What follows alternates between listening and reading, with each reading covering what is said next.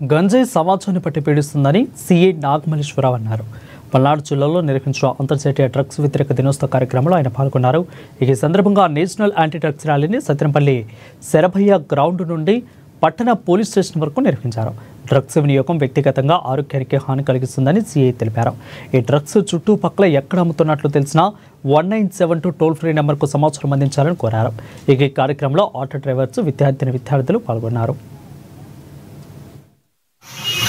Drugs వ్యతిరేక దినోత్సవంలో భాగంగా సత్తెనపల్లి పట్టణంలో సత్తెనపల్లి సబ్ డివిజన్ పోలీస్ అధికారి, అదేవిధంగా సత్తెనపల్లి రెవెన్యూ సబ్ డివిజన్ అధికారి, తహసీల్దార్ గారు మరియు అన్ని రకాలైనటువంటి ప్రభుత్వ శాఖలతో ఒక అవగాహన ర్యాలీని మనం సత్తెనపల్లి పట్టణంలో శరభయ్య గ్రౌండ్స్ నుండి మనము ఫైల్ యాంతర్ సెంటర్ నుంచి మరలా దాని పోలీస్ స్టేషన్ వరకు కూడా కండక్ట్ చేయడం జరిగింది.